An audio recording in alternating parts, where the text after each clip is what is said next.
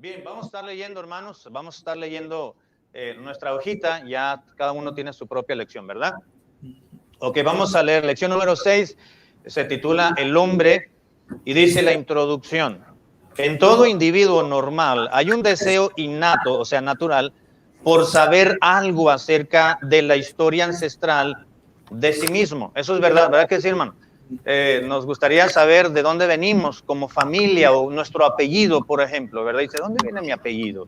Y uno se pone a buscar pues, algo natural, la curiosidad del ser humano, ¿no? Yo sin querer supe y fui aprendiendo un poquito de dónde viene el apellido. No voy a hablar mucho de eso, ¿verdad? Porque en un grupo de Facebook de varios parientes rojí comenzaron a subir un poquito de la historia, no solamente de un escudo que hay los apellidos, ¿no? Sino de la historia. Es muy interesante. Y yo me quedé muy interesado en saber un poquito más. Hay una prima que está subiendo, porque eso satisface la curiosidad, como dice aquí, de saber un poquito más de nuestros antepasados. En todo individuo normal, repito, hay un deseo innato de saber algo acerca de la historia ancestral, de sí mismo, es decir, de dónde venimos, cuál es nuestro inicio, de dónde procede, en este caso, el ser humano. Y lo que es verdad acerca de nosotros, dice, con respecto a nuestro origen como hombres y mujeres individuales, lo es también para nosotros como representantes de la raza humana. Hay personas, bueno, como cristianos ya hay preguntas que ya sabemos, ¿de dónde viene el hombre? ¿De dónde vine? ¿Cuál es el propósito que estoy aquí en la tierra?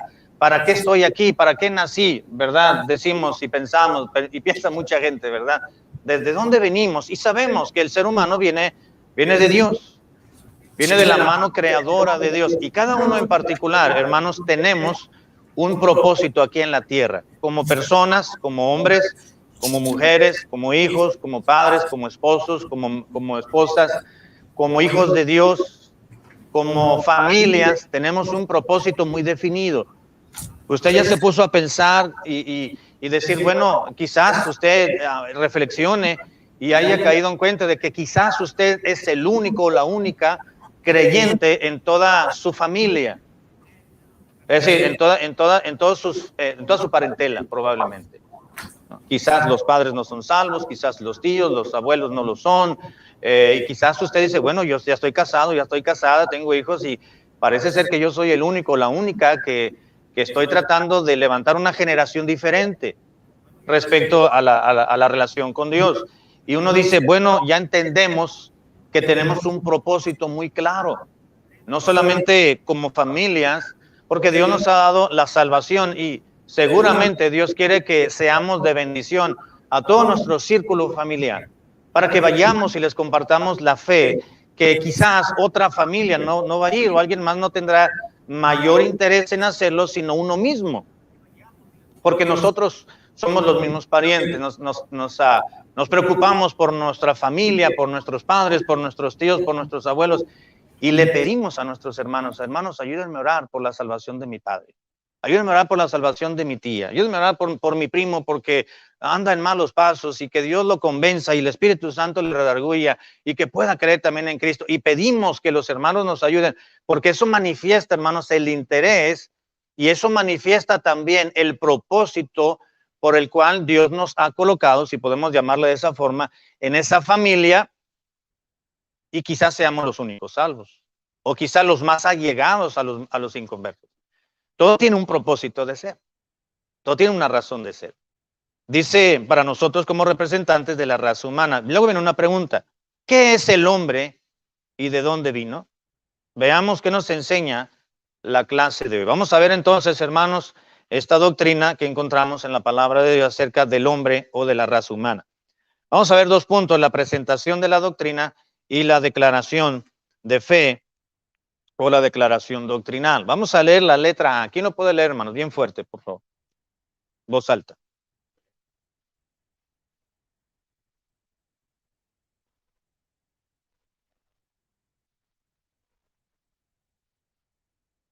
Exactamente, no hay evidencia clara y segura, ¿verdad? Lo de la evolución, todos sabemos, es una teoría, no se ha comprobado, Sin embargo, no existe evidencia, como dice aquí, gracias hermano, digna de confianza de que el hombre proviniese de abajo.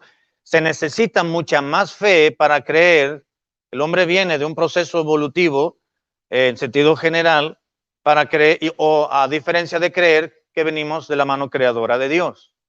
Se necesita más fe en ese sentido, creer en una teoría que en un hecho consumado. La palabra de Dios nos dice, en el principio creó Dios los cielos y la tierra, y nos dice que Dios creó al hombre del polvo de la tierra, a imagen de Dios lo creó. Así que el ser humano, hermano, ¿para qué nos enredamos tanto, verdad? ¿Para qué nos hacemos bolas y para qué nos preocupamos tanto, indagamos por aquí y por allá? Venimos de la mano creadora de Dios. Punto. No, el puntito debajo de la letra, ¿quién más lo puede leer, hermanos? Adelante, adelante, hermano. Sí, sí.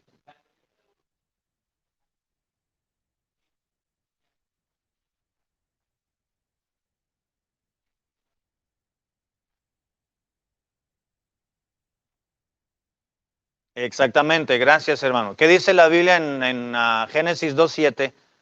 Déjeme, se me fue más bien. Génesis capítulo 2, versículo 7. Dice entonces, ese es el versículo para memorizar la siguiente semana, por cierto, ¿verdad? Dice entonces Jehová Dios, bueno, ¿quién lo tiene?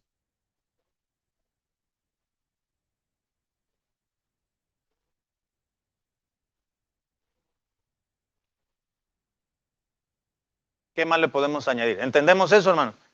Si ya lo entendimos, terminamos la clase y ya nos vamos y regresamos a las 2 para empezar el culto. Venimos de parte de Dios, no venimos de Chita, no venimos de Tarzán, no venimos de ningún otro lado con el proceso de años y millones de años. Venimos de la mano creadora de Dios. Dice la Biblia que Dios formó al hombre del polvo de la tierra, le dio forma, le dio un diseño estructural, lo diseñó de una manera perfecta y allí estaba el cuerpo de Adán en el huerto del Edén, allí muerto, inerte. Y solamente Dios vino y sopló aliento, espíritu de vida sobre el cuerpo de Adán, y entonces el espíritu que Dios sopló, insufló, o sopló más bien en el cuerpo inerte, se produjo vida, se produjo el alma, y eso le dio vida a Adán. Así que venimos de parte de la parte creadora de Dios. Letra B, hermanos. ¿Alguien más?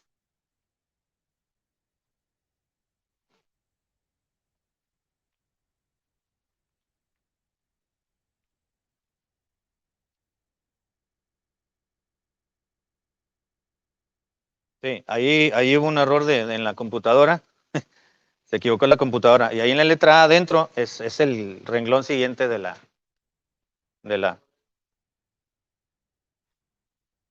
Exactamente, muchas gracias. La idea es esa. Sin embargo, sí hay fuerte evidencia que se presenta de que su origen del hombre viene de arriba, es decir, mediante el poder de Dios ejercido en la creación. Génesis 1, 26 y 27, ¿qué dice, hermano?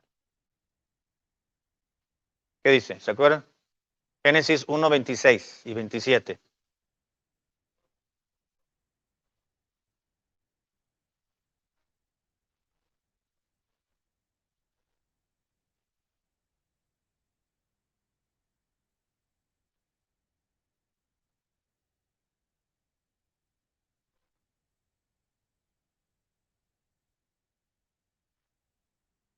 Varón y hembra los creó. ¿Se da cuenta, hermano? Ahí estamos viendo el poder de Dios ejercido en la creación, llevando a cabo o habiendo llevado a cabo la más, vamos a decirlo así, la obra magna de Dios, la creación del hombre, del ser humano. Es un pedacito de Dios en un sentido, no en todos los sentidos, obviamente, aquí en la tierra, en el sentido de que Dios creó al hombre a su imagen y semejanza. ¿En qué sentido, hermanos? Imagen y semejanza. ¿Se acuerdan? Ya se explicaba eso. ¿En qué sentido el hombre se parece a Dios? Claro, en el pecado no, ¿verdad? Dios es santo, Dios es perfecto. Pero en qué se parece el hombre a Dios, a su creador? ¿Mande? En sentimientos, exactamente. Eso es la capacidad de, son las emociones, ¿verdad? La capacidad de sentir. Dios siente, hermanos. Sí, claro, Dios se emociona, claro que sí. Entre muchos otros versículos, la Biblia nos habla de que del gozo de Dios, el gozo del Señor, Dijo Nehemías, el gozo del Señor es vuestra fuerza, vuestra fortaleza. Proverbios, Salomón dijo en Proverbios 15:8, si mal no recuerdo, que el gozo de Dios está en la oración de los justos también. Dios se emociona, por usar un término meramente humano, eso se le llama antropomorfismo, utilizar una descripción humana para definir algo divino. De manera tal, hermanos, que Dios tiene emociones, en ese sentido nos parecemos a Dios. ¿De qué otra manera nos parecemos a Dios? En inteligencia, exactamente, el intelecto, ¿verdad? Estamos hablando de los elementos de la personalidad, la capacidad de sentir, la capacidad de pensar, que es el intelecto. No, Dios nos ha dado un intelecto en semejanza a Él. Dios piensa, Dios analiza, Dios escudriña, Dios medita, Dios reflexiona, Dios es sabio. La sabiduría de Dios, la palabra de Dios nos dice que la inteligencia y la sabiduría provienen ¿de quién, hermano? De la universidad, del colegio, de los genes de mi abuelito, que era bien inteligente. No, provienen de Dios, porque Él es sabio, más que inteligente, Él es sabio, es toda sabiduría. De hecho, una de las perfecciones divinas es que Dios es sabiduría. Más que ser sabio, es la sabiduría misma. ¿Y en qué otro sentido nos parecemos a Dios? En las emociones, en el intelecto y en qué? En la voluntad. ¿Qué es eso, hermana? La voluntad. ¿Mande? ¿De hacer qué? ¿Qué es la voluntad? La capacidad de... A ver, póngale más carnita a esa respuesta. La capacidad de tomar decisiones, exactamente. Es la capacidad de tomar decisiones. En otras palabras, algunos le llaman libre albedrío. Dios nos ha dado esa facultad, hermanos, de decidir por nosotros mismos. Dios respeta la responsabilidad del ser humano en tomar decisiones. Cuando el ser humano está dentro, el hombre está dentro de la voluntad de Dios, vamos a decir lo que Dios se hace responsable de todo lo que hacemos. Pero cuando el ser humano se sale, se aparta de la vía perfecta, la voluntad de Dios, el hombre se hace responsable de sus propios hechos. Pues estamos fuera de la voluntad de Dios. La voluntad de Dios es buena, agradable y perfecta, pero si nos desviamos de ella, dice Dios, tranquilo, regresa, porque no te va a ir bien. Entonces, dice Dios, está bien, yo me hago responsable de todo lo que suceda dentro de que están de mis planes, pero si tú te sales de mi voluntad, todo lo que sucede, tú eres el responsable. Y hay consecuencias, y hay que tenerse a las consecuencias. ¿Se acuerdan cuando Jonás fue advertido o solicitado por Dios? Le dijo, Jonás, deja lo que estás haciendo y quiero que vayas a Nínive, esa gran ciudad, y pregona sobre ella destrucción, al menos que ellos se arrepientan, ya no los voy a destruir. Pero ve y preséntales que necesitan corregir sus vidas. ¿Y qué hizo Jonás? Sí, Señor, ahorita voy, déjame orar y te voy a ir lleno del Espíritu de Dios. ¿Qué hizo Jonás? Huyó para el lado contrario. Se iba con los españolitos, ¿verdad? Dice que se iba a Tarsis. Tarsis es un lugar de España, justamente. Allá iban con nuestros ancestros con la madre patria, ¿verdad? Dijo, sí, señor, y se subió, se fue rumbo a Jope, una ciudad costera, pagó el precio del boleto de una embarcación, y dijo, vámonos a Tarsis, y subió. ¿Y qué sucedió? Todo lo que vino, exactamente, lo que sucedió fue responsabilidad ¿de quién? De Jonás, exactamente, de Jonás. Dios dijo, a ver, Jonás, ¿a dónde vas, mijo? Dijo Dios, te pedí que vayas para allá y te vas para acá. Todo lo que sucede aquí, atente a las consecuencias. Si tú ibas para allá, a Nínive, yo te iba a proveer, yo te iba a suplir, yo te iba a cuidar, yo te iba a proteger, y lo voy a hacer. Pero si tú te vas para el lado contrario, bueno, pues entonces yo voy a estar esperando que tú te desocupes de tus menesteres y de tu desobediencia, y entonces yo me hago cargo de lo que suceda, pero de aquí para allá, no de aquí para allá. El hecho de que Jonás, hermanos, pagó un precio, Jonás tuvo que pagar el boleto de una embarcación, quiere decir que él tuvo que pagar un precio por estar fuera de la voluntad de Dios. Es decir, siempre, hermanos, la voluntad de Dios, siempre estar bien con Dios, hermanos. El que quiera vivir piadosamente, dijo Pablo, que padecerá persecución. Siempre hay un precio que pagar por hacer las cosas bien por parte de Dios, pero Dios se hace responsable. Dios nos cuida, Dios nos da, no nos va a dejar. Pero cuando nos salimos de su voluntad, va a haber un precio que pagar y las consecuencias van a venir. Amén, hermano. Además que al haberse salido de la voluntad de Dios, Jonás afectó a terceras personas, ¿sí o no? ¿Qué sucedió cuando iba en la embarcación? Dice que se echó a dormir y vino una tormenta, una tempestad. ¿Y a quién afectó la desobediencia de Jonás? A toda la tripulación. Tanto a los pasajeros como a los que iban, todos los que iban a bordo, ¿no? Y echaron suerte, dicen, pues, ¿por qué está? Todo iba bien, ya nos fijamos en el servicio meteorológico, dijeron ellos, ¿verdad? Y sacamos, no, todo iba bien, de repente, estando ya en mar adentro, todo se nos echó a perder. Algo está sucediendo, dijeron, algo, y echaron suertes y la fuerte, no, tú no. A ver, allá abajo hay uno, vamos, allá abajo hay uno, le dijeron, vamos a ver, por causa de él entonces debió ser lo que nos está sucediendo. Y lo despertaron, ¿verdad? A ver, dinos quién eres, de dónde vienes y a dónde vas. Pues soy hebreo y temo a Jehová. Bonita cosa, ¿no? Poniendo el nombre del Señor en vergüenza. Soy hebreo y temo a Dios. ¿Temía a Dios seguramente? Pues no. A veces los cristianos hablamos de más cuando andamos fuera de la voluntad de Dios, ¿no es cierto? No? Conocí a una, ya no está, ya falleció ese hombre, pero ese fue una persona muy allegada a la familia Rojí, allá en Tijuana, a nosotros, cuando estábamos muy niños. Y recuerdo que era una persona que, yo estaba muy chico, 9, 10 años, y recuerdo que nos visitaban o los visitamos, y él sabía mucho de Biblia. De hecho, creo que comenzó una revista cristiana que se llamaba Logos, allá en Tijuana, y se vendía, la regalaba, y muy activo en las cosas de Dios, pero era alcohólico. Dios lo había rescatado del alcoholismo, pero algo sucedió con el paso del tiempo y cayó otra vez. Y resulta que estando briago, estando ebrio, una vez llegó a la iglesia donde teníamos la reunión de jóvenes, estábamos el grupo de jóvenes ese domingo por la tarde, y llegó borracho, llegó ebrio. Y tiene un vozarrón ese hombre. No sé si llamarle hermano, yo creo que no. Pero llegó ebrio porque sabía que ahí nos reuníamos nosotros y sabía con el paso del tiempo, varios años ya éramos, mi hermano y yo pertenecemos al grupo de jóvenes, y llegó, ¿verdad? Borracho, tratamos mi hermano y yo de platicar con él, salimos, y luego visitaba a mi papá y a mi mamá, llegaba muy ebrio, recuerdo, en las noches o en el día también, y venía medio cayéndose y desequilibrado por el licor, y a la gente que pasaba quería hablarle de Cristo. Crean en Cristo, Él puede cambiar sus vidas, y la gente más se le quedaba viendo.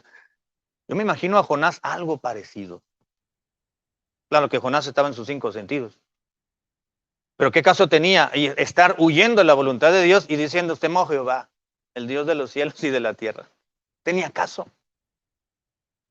Entonces, salirse de la voluntad de Dios, hermanos, siempre tendrá consecuencias. ¿Pero por qué sucede eso? Por voluntad propia. Porque cada quien decide. ¿Sí o no, hermano? Dios nos da esa facultad de creer o de no creer. Les comentaba el jueves en el estudio bíblico que Dios nos ha dado esa libertad de conciencia. A esa doctrina bíblica que se le llama libertad de conciencia, podemos llamarle de esa manera, es que Dios le ha dado la facultad al ser humano de creer o de no creer. Y si cree, creer en lo que quiera creer. Y respetar la creencia de los demás. ¿Qué enseñó? ¿Qué enseña la palabra de Dios? ¿Se acuerdan cuando el Señor Jesucristo llegó, me parece que a Nazaret, y tuvo que salirse de inmediato? Y los discípulos le dijeron, Señor, ¿por qué nos vamos? No, es que esta gente no quiere creer. Y dice el relato que ahí Jesús no pudo hacer muchos milagros porque la gente no creyó en él. Es que era el amigo, pues. Ahí se crió de chiquito el Señor Jesús, ¿sí o no? ¿Verdad que sí? Entonces, los que eran compañeros de su, quizás menores que él, porque él era el mayor, ¿recuerdan que Herodes mandó matar a todos los niños menores de 2 años? Pero él ya tenía prácticamente los 2 cuando regresó. Y ahí creció, entonces lo miraban como el vecino, lo miraban como el sobrino, pero nunca lo miraban como el Mesías. De manera que la gente llegó y él creyó, él llegó a predicar, a hacer milagros, pero la gente no creía en él. Y se tuvo que ir. ¿Y qué le dijeron los discípulos? ¿Se acuerdan qué le dijeron los apóstoles a Jesús? ¿Se acuerdan? ¿Se acuerdan, hermano Cristóbal? ¿No se acuerdan? Yo sé que no estaba ahí con ellos, ¿verdad? Pero ¿se acuerdan lo que dice el relato? Hermana Mari, ¿se acuerda? ¿Qué le dijeron? Señor, ¿no quieres que oremos y que caiga fuego del cielo para que extermine a toda esta bola de incrédulos? ¿Sí o no? Bien, si usted y yo hubiéramos andado con el Señor, a lo mejor le hubiéramos dicho lo mismo. por el celo y por el fervor. Señor, pero si tú eres el maestro, tú eres el Hijo de Dios, ¿cómo que no quieren creer? Tienen que creer lo mismo que nosotros creemos. Tienen que hacerte caso, tienen que escuchar. ¿Y qué dijo el Señor? No se preocupen. Dijo una frase muy peculiar que se me fue de la mente ahorita. Pero dijo, no, déjenlos, vámonos, o los que sí quieren escuchar. ¿Qué hizo Jesús? Respetó su capacidad de no haber creído en él. ¿Sí me doy a entender, hermano? Respetó su responsabilidad. Así que Dios nos ha dado, hermanos, esta responsabilidad, ser humano, de la capacidad de poder decidir por nosotros mismos. ¿Por qué? ¿Por qué nos convertimos a Cristo, hermano? ¿Porque le caímos bien a Dios? No, la Biblia dice, pero vuestras iniquidades han hecho división entre nosotros y nuestro Dios, y nuestros pecados han hecho ocultar de nosotros el rostro de Dios para no oírnos. El pecado ofende, lastima a Dios, pero Dios decidió amarnos. Y que aquí quiero decir, hermanos, que el amor no es una emoción, no es un sentimiento. El amor es una decisión. Porque de tal manera amó Dios al mundo. Dios decidió amarnos y no solamente es una decisión, es una obligación. ¿Qué le dijo Pablo a los Efesios en Efesios 5:25? Maridos, ¿qué les dijo? Amad a vuestras mujeres. ¿Qué quiere decir ese amad? Es un imperativo, es una orden, ¿sí o no, hermano? Es una orden, es un mandamiento. El amor, el amar o el amor, hermanos, es una decisión, pero es una obligación, es un deber. Y esa decisión que uno toma de amar se convierte en la postre en una emoción. No, un joven o una señorita no se deben de casar porque sienten bonito cuando están con ella, sino porque quieran casarse a pesar de los defectos que tiene. ¿Sí o no, hermano? Gracias, hermano. Me lo voy a traer para acá enfrente para que me eche por. ¿Cuántos errores, hermanos, nos ahorraríamos si analizáramos bien? Bueno, si los muchachos analizaran bien cuando toman sus decisiones y elijan a su pareja. Pero para eso estamos los papás, para eso estamos los adultos, para enseñarles con la palabra de Dios y a través de nuestras insuficiencias y de los errores que cometimos, que ahora entendemos para que no incurran en los mismos que nosotros caímos. Así que Dios nos ha dado esa capacidad de poder decidir. Nosotros decidimos, hermanos, por voluntad propia.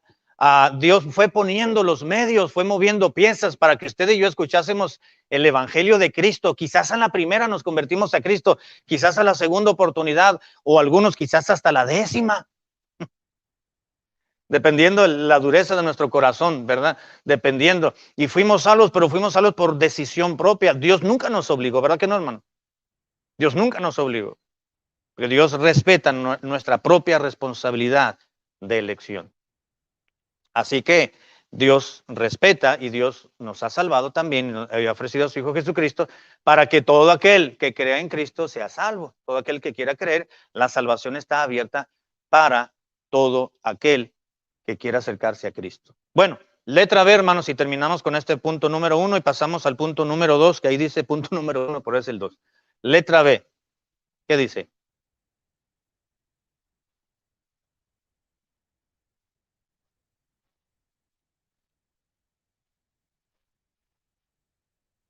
Exactamente, Eclesiastés 7, gracias, hermano, y Romanos 5. Vamos a buscar esos pasajes, hermanos. Dice que el hombre que Dios creó fue creado a imagen de él. ¿Qué quiere decir? Posee facultades intelectuales y una naturaleza santa. Ahora, estamos hablando, hermanos, que cuando Dios creó a Adán y a Eva, lo creó en un entorno perfecto, no al hombre ni a la mujer. A ellos los creó santos, pero el entorno perfecto en el cual vivía, ahí se desenvolvían. Pero luego cayó en pecado, lo que se le llama la caída, y entonces dice que Dios le dio facultades intelectuales y una naturaleza santa, y con la responsabilidad de desarrollar un carácter santo. Pero ¿qué ha hecho el hombre, hermanos? El ser humano, ¿qué ha hecho con lo que Dios le ha dado, con los privilegios que Dios nos ha dado? Los hemos echado a perder, nos hemos pervertido. ¿Qué dice en la Biblia en Eclesiastés 7:29 y Romanos 5:12?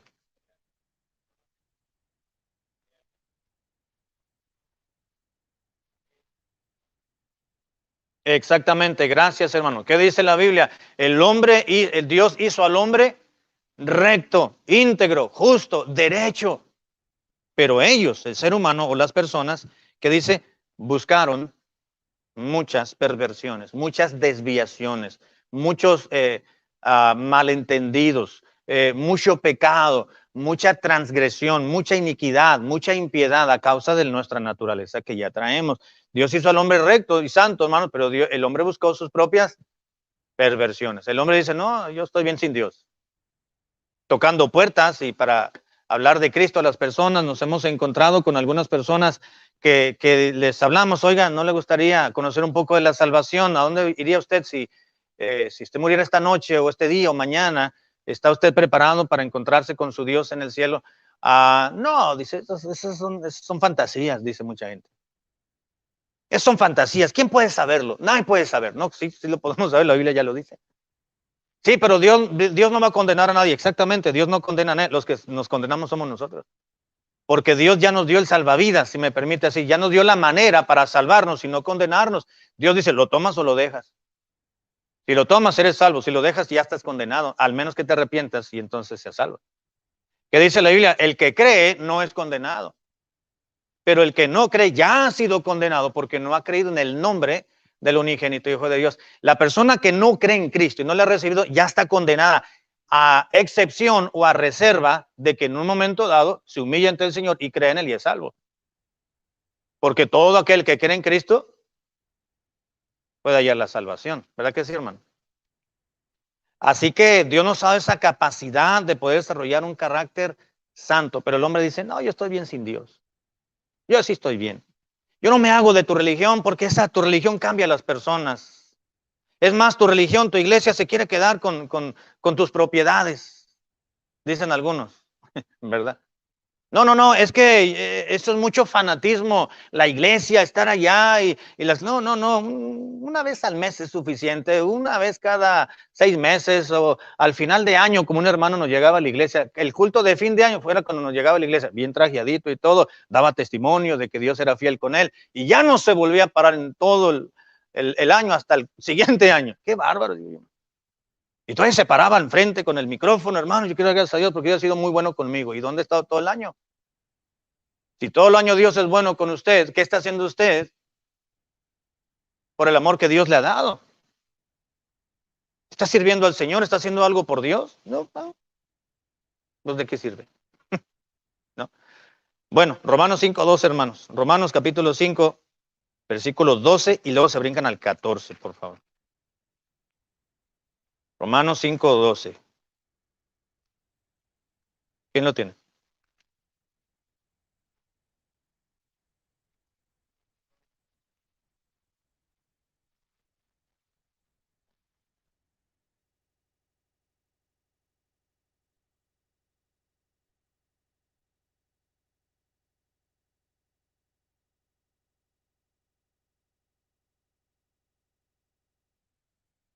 Exactamente, gracias, Barak. Dice, por tanto, como el pecado entró en el mundo, ¿por quién?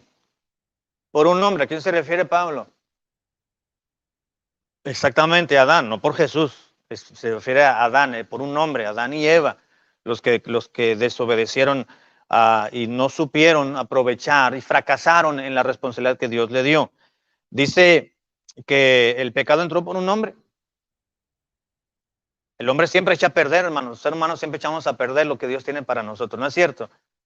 Dios tiene un plan bien claro, bien maravilloso, hermanos, para usted y para nosotros, pero nuestro carácter lo echamos a perder por entrometernos en los planes de Dios y querer adelantarnos a lo de Dios. Echamos a perder la perfección que Dios tiene para nosotros. ¿Qué hizo Abraham?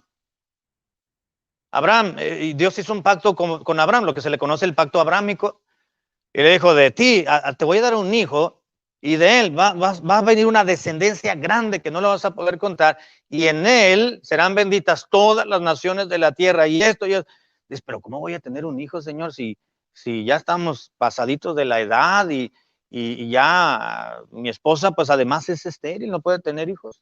Tú no te preocupes, Adán. Tú no te preocupes, Abraham, perdón. Eso es trabajo mío, debió haber dicho Dios. Y luego pasaron, miren hermano, cuando Dios le hizo la promesa a Abraham la primera vez, a cuando se la recordó más adelante y el mismo año que tuvo, ¿sabe cuántos años pasaron? 25 años. Aproximadamente tenía unos 75 Abraham cuando le dijo, te voy a dar un hijo. Y dijo, Abraham, ¿será cierto, mi mujer? Claro, pasaron 5 años, 10 años, 15 años, 20, dijo, pues no pasa nada, no hay nada. Sarita le debe haber dicho a Abraham, a su esposa, y le dijo Sara, pues ahí tenemos una sierva. Pues todo el mundo lo hace. Ve con ella para que conciba y cuando vaya a parir, ¿verdad? Era una costumbre, hay que recordar que eran usos y costumbres muy raras y muy distintas más bien a las de Occidente. Y dijo, pues cuando vaya a parir, yo me pongo ahí. Eso era lo que se acostumbraba. La señora, la patrona la señora, se acostumbraba que se hincaba y ponía la cabeza de la sierva aquí, y eso era un símbolo de que la señora estaba teniendo al bebé o que el bebé era suyo, aunque realmente biológicamente lo había concebido otra persona. Así que le dijo Sara, pues vamos a hacerle como todo el mundo lo hace. Vete con nuestra sierva y ya que tengo un hijo, cuando vaya a parir, pues lo hacemos como todo el mundo lo hace, y ya Dios va a poder trabajar sus promesas que nos hizo. Se quiso adelantar a los planes de Dios. Cuando nos entrometemos, hermanos, y queremos hacer el trabajo de Dios, echamos a perder muchas cosas. Dios dice, mejor tú encárgate de lo tuyo que yo me encargo de lo mío. Y acuérdense, hermanos, que muchas veces Dios no obra hasta que nosotros hacemos lo propio. O cuando hacemos nosotros lo propio, Dios dice, ok, ya hiciste tu parte, ahora toca la mía. ¿Qué dijo Santiago? Acercaos a Dios y Él se acercará a vosotros. Tú acércate a Dios y entonces Él se va a acercar un poquito más. ¿Se acuerda qué sucedió cuando Jesús fue y resucitó a Lázaro? ¿Qué dijo primero el Señor, Jesucristo? ¿Lo resucitó y ya salió? ¿O no? Hubo una responsabilidad, un trabajo, una parte del hombre, ¿sí o no, hermanos? A ver, acuérdense, ¿sí o no? ¿O me estoy equivocando? ¿Mande? Exactamente, remuevan la piedra. Dijo. Quiten la piedra, el sello, la piedra que habían tapado la sepultura. Quítenla. Yo no voy a resucitar a Lázaro hasta que ustedes la quiten. Y ahí estaba esperando, quítenla. Y ya cuando los hombres movieron la piedra, entonces ya Jesús le dijo, Lázaro, ven fuera. Pues Lázaro se levantó y salió. ¿Cuándo? Cuando Dios le encargó al hombre, a las personas que hicieran su parte. El Señor hizo la propia. Cuando Dios dijo, Moisés, yo te voy a salvar a tu pueblo, no les va a pasar nada. Nada más toma tu vara y pégale con tu vara al mar y el mar se va a abrir y entonces yo los voy a proteger. Cuando Dios dijo, yo voy a hacer lo mío, cuando tú hagas lo tuyo. ¿Sí o no, hermano? Entonces, es verdad que en ocasiones Dios dice, haz lo tuyo, no te metas con lo mío, haz lo tuyo y entonces yo voy a hacer lo propio. Pero cuando nos adelantamos, en el caso como de Sara y de Abraham, bueno, echamos a perder la perfección del propósito que Dios tiene para nuestras vidas.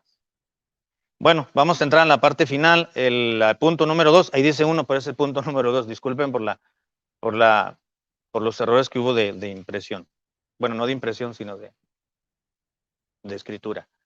Declaración doctrinal. ¿Quién me dice la hora, por favor? Que no traigo mi... Todavía hay tiempo, ¿verdad? Ok. Bien, declaración doctrinal. Letra A. Creemos en el hombre como un ser creado por Dios a su imagen. Cuando dice su imagen está con mayúscula porque nos estamos refiriendo a Dios. A su imagen y semejanza. Es decir, una creación perfecta. El más alto orden de las criaturas físicas. ¿Hay una creación más excelente que la del ser humano? Por parte de Dios, no la hay.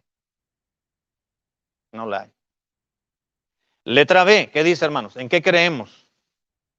Alguien más que pueda leer la letra B, voz fuerte y pausado.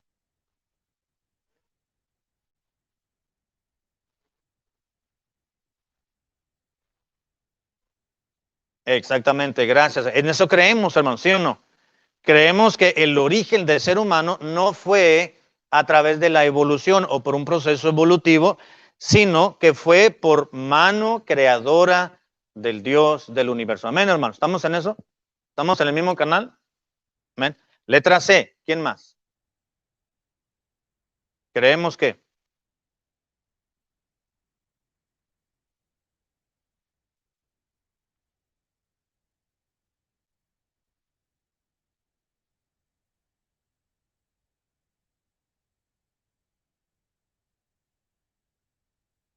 Pero perdió todo esto, incluyendo su dignidad, por el pecado. Exactamente. Gracias, hermano. Creemos, hermano, no solamente que el hombre ha sido creado por Dios a su imagen y semejanza, sino que fue creado para tener perfecto acuerdo con ¿quién? Con Dios su creador, y para estar en paz consigo mismo y también estar en armonía con el medio en el cual Dios ha puesto al ser humano. Pero el hombre perdió todo esto, incluyendo su dignidad. ¿Por qué? Por causa del pecado, ¿verdad? Por el pecado. No, no por causa del pecado, sino por su desobediencia, y eso trajo el pecado. Estamos hablando de Adán. Dios puso a Adán y a Eva en un medio perfecto. Amén, hermano. Era lo máximo estar en el huerto del Edén. Triste Adán, ¿no? Triste Adán, triste Eva, que decidieron hacerle caso a la serpiente, a Satanás, pero vivían bien. Caramba, dice uno. Pues Adán, si estabas bien, con ganas de darle un zape. Estabas bien, Adán, estabas bien con tu mujer. Tenían el privilegio, tenían tantas cosas que echaste a perder solamente por haberle hecho caso a esa mugre serpiente posesionada por Satanás. Todos los beneficios, todo, hermano, el bienestar que tenía Adán y Eva en ese lugar. No había muerte, no iba a haber muerte, no habría enfermedad. No, él caminaba en el medio ambiente que estaba. Bueno, él podía platicar con un león, acercarse al león, y el león, como gatito, movía la colita y se le repegaba en la pierna a Adán. Podía agarrar Eva una serpiente y jugar con ella, darle comidita, y no le iba a dar asco. Podían correr los ratoncitos, ¿verdad? Las ratitas de campo, y mira qué bonito animalito. Mira. No les daba temor, ni les daba asco. Sí me doy a entender, hermano. Estaba en un medio santo, perfecto, recto, pero por causa del pecado, es decir, la desobediencia y la obstinación, y haber olvidado a Dios y ponerlo en segundo plano, pues entonces se echó a perder todo. Fue creado para tener perfecto acuerdo con su creador y para estar en paz consigo y en armonía con su medio, pero perdió todo esto y además su propia dignidad por el pecado. Ni modo, dice uno, ¿qué hace, no? Y letra D, hermanos. Dice, solamente la gracia de Dios puede hacer que el hombre vuelva a estar en santa comunión con Dios. El carácter sagrado de la personalidad humana es evidente, porque Dios creó al hombre a su propia imagen y porque Cristo murió por él, por el ser humano. Por lo tanto, cada persona posee dignidad y merece respeto y amor cristiano. Amén. Si todos ser humanos, creyentes o no, salvos o no, han sido creados o hemos sido creados a imagen de Dios, en otras palabras, hermanos, pues tenemos que respetar a cualquier otra persona. ¿Verdad que sí? Dice aquí, si cada persona posee dignidad y merece respeto y amor cristiano. ¿Por qué? Porque todo el mundo ha sido creado a imagen, semejanza de Dios. Nadie vale más que otra persona. Si alguien no sabe leer ni escribir, es una persona analfabeta, no vale menos que una que sí tiene un estudio, una licenciatura, o tiene una maestría, tiene un doctorado, o está estudiando o tiene estudios universitarios. Nadie vale menos, nadie vale más ante los ojos de Dios. ¿Sí o no, hermano? Nadie, porque todos hemos sido creados a imagen de Dios. Imagen de Dios lo creó. No sirves para nada, dicen personas. Hay maridos, esposos que le dicen a su mujer, no sirves para nada, eso es un inútil. Una hermana le decía a su marido, es un burro, mi marido, pastor, es un burro, nomás le falta rebuznar, dice la hermana. Ay, hermana, que no lo quiera tanto. ¿En serio, hermano? Es un burro, decía, no entiende. No, es una falta de respeto enorme, no de salud. No debemos de hacer eso, hermano. ¿Por qué? Porque las demás personas tienen una dignidad, porque han sido creadas a imagen de Dios, igual que usted y yo. Vamos a leer los versículos que están aquí, con esto terminamos. Efesios 4:17 y 18, 1 Corintios 2, 4 y los demás que están ahí. Efesios 4, 17, vamos a irnos en ese orden, ¿no? De aparición. Efesios 4, 17. ¿Quién lo tiene? Que se ponga de pie y lo lea en voz alta.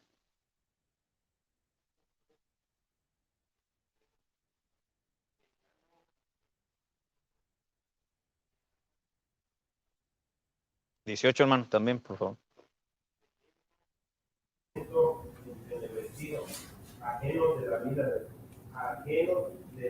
de Dios, por la ignorancia que en ellos hay, por la dureza de su corazón. Por la dureza de su corazón, exactamente. Pablo está describiendo aquí a aquellos que todavía no se han convertido a Cristo, al hombre natural, la dureza del corazón, aquellos que todavía no quieren porque tienen su ¿cómo dice? Entendimiento entenebrecido, dice la Biblia. Primero a los Corintios 2, 4. Primero a los Corintios capítulo 2, versículo 4. ¿Quién más? Primero a los Corintios 2, 4.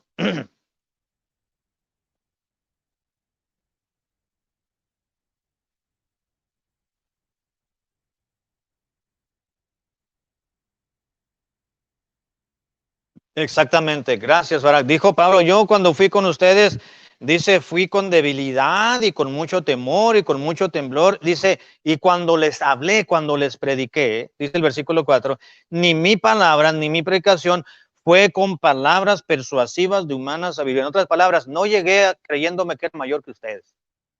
Ahora, Pablo tenía una educación superior, hermanos, prácticamente a cualquier otro personaje bíblico del Nuevo Testamento.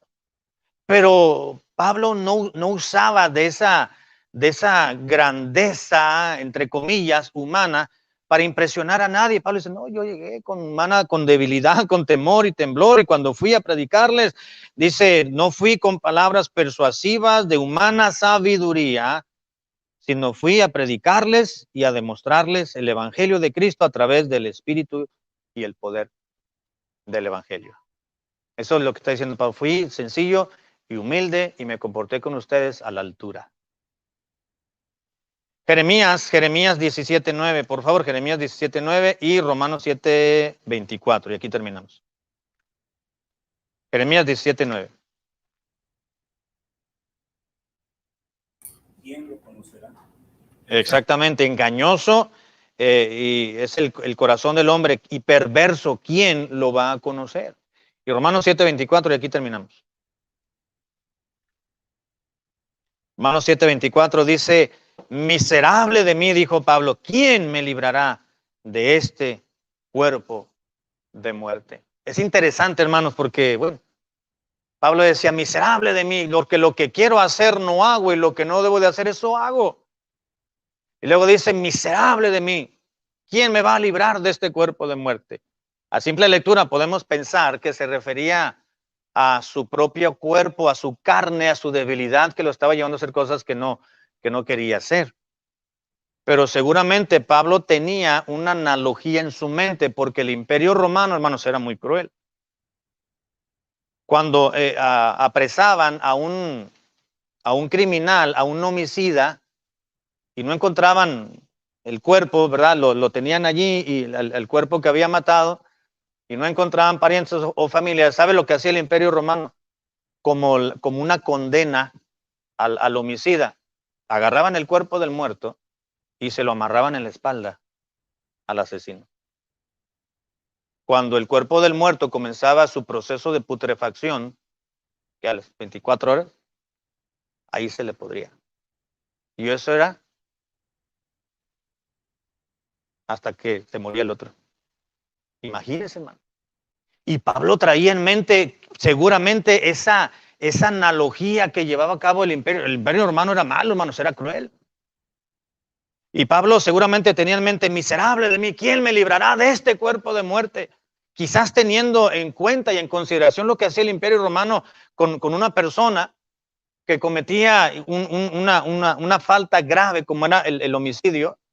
Pero Pablo se estaba refiriendo a sus debilidades, que tenía que estarlas soportando y cargando como tenían que andar cargando el cuerpo del muerto, el asesino. Era una carga pesada que le causaba náuseas. Pablo decía, es que yo no quiero hacer muchas cosas, pero mi debilidad, mi humanidad me hace pecar y hacer lo que no debo. Y lo que debo de hacer no lo hago, decía Pablo. Estaba sumamente inquieto porque Pablo quería hacer la voluntad de Dios, pero humanamente hablando, su humanidad se lo impedía. Hay otro pasaje donde Pablo decía, yo soy carnal, vendido al pecado. Pablo, hermano. Pablo. Yo he escuchado hermanos decir, hermanos, oren por mí porque yo quiero ser bendición a otros. De hecho, soy bendición, decían algunos hermanos en alguna otra iglesia donde hemos estado. Pero muy pocos hermanos he escuchado que se levantan y digan, hermanos, oren por mí porque soy bien carnal. Porque son bien mundanos. De hecho, todos somos mundanos porque nacimos en este mundo. Y muy pocos hermanos, y uno de ellos pues es Pablo, que dijo, yo soy carnal, vendido al pecado. Lo que no quiero hacer, no quiero. Bueno, conclusión, ya se nos vino el tiempo encima. Conclusión, mediante un acto de desobediencia, el hombre cayó de su estado original de inocencia, trayendo de este modo tristeza, dolor y muerte sobre sí mismo y su posteridad, es decir, su descendencia. Pero la gracia de Dios le dio una oportunidad mostrando su misericordia sobre todos nosotros. Amén, hermano. Gracias a Dios que Él tuvo misericordia de nosotros y su gracia ha sido suficiente para mantenernos en la posición de hijos como Dios nos lo ha prometido y hemos poseído ya esa bendición. Y hay un versículo para memorizar la siguiente semana, si Dios nos lo permite, Génesis capítulo 2, versículo 7.